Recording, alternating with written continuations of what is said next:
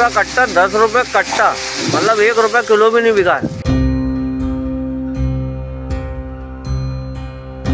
এইভাবে ভারতে হাজার হাজার টন পেঁয়াজ পচতে শুরু করেছে। সীমান্তে স্তূপ হয়ে থাকা এসব হাজার টন পেঁয়াজ এখন যেন রপ্তানিকারকদের দুঃস্বপ্ন। বাংলাদেশ হঠাৎ আমদানি বন্ধ করতেই ভারতের পশ্চিমবঙ্গ ও মহারাষ্ট্রের রপ্তানিকারকরা পড়ে গেছেন চরম বিপর্যয়। 22 রুপি খরচে আনা সেই পেঁয়াজ এখন 50 কেজির বস্তা মাত্র 100 রুপিতে, অর্থাৎ প্রতি কেজি পেঁয়াজের দাম মাত্র 2 রুপিতে। পানির দরে বিক্রি করতে বাধ্য হচ্ছেন ব্যবসায়ীরা। সীমান্তের ওপারে কয়েক কিলোমিটারের ব্যবধানে খুচরা বাজারের দাম 20 থেকে 22 রুপি হলেও রপ্তানিকারকদের হাজার টন মজুদ পেঁয়াজ পচে যাচ্ছে প্রতিদিন। কাজেই ক্ষতি ঠেকাতে সীমান্তে চলছে মরিয়া দামে বিক্রির লড়াই, আর এতে তৈরি হয়েছে সীমান্ত জুড়ে বিশৃঙ্খল এক বাজার পরিস্থিতি।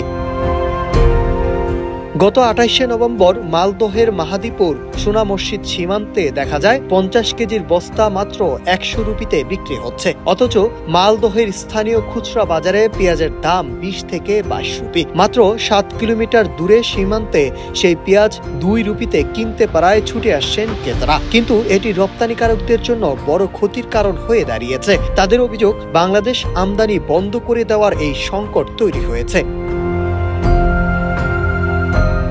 রপ্তানিকারকদের দাবি, বাংলাদেশি আমদানিকারকদের মৌখিক আশ্বাসের ভিত্তিতে গোজাডাঙ্গা, পেট্টোপোল, মাহাদীপুর ও হিলি সীমান্তে অন্তত 30,000 টন পেঁয়াজ মজুত করা হয়েছিল। শুধু মাহাদীপুরেই ছিল প্রায় 20,000 টন। যদি রপ্তানি স্বাভাবিক থাকতো তবে কেজিতে 30 থেকে 32 রুপি ধরে বিক্রি করে 8 থেকে 10 রুপি লাভ হতো। কিন্তু রপ্তানি বন্ধ হয়ে যাওয়ার এসব পেঁয়াজ পচতে শুরু করেছে। ক্ষতি কমাতে প্রতিদিন শতাধিক শ্রমিক লাগিয়ে পচা পেঁয়াজ আলাদা করতে হচ্ছে।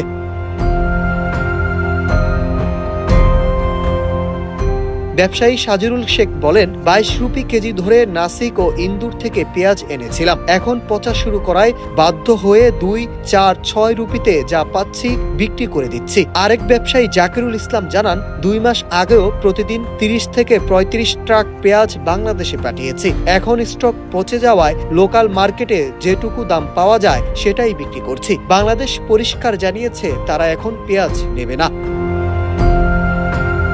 মালদহ ও দক্ষিণ দিনাজপুরের ব্যবসায়ীরা বলছেন, 2 মাস আগেও বাংলাদেশে রপ্তানি স্বাভাবিক ছিল। সেই ধারাবাহিকতায় মজুত করা 30,000 টন পেঁয়াজ এখন তাদের মাথা ব্যথার কারণ। অন্যদিকে পেট্টোপোল ও গোজাডাঙ্গা সীমান্তে তুলনামূলক কম মজুত থাকায় সেখানে বড় কোনো সংকট তৈরি হয়নি।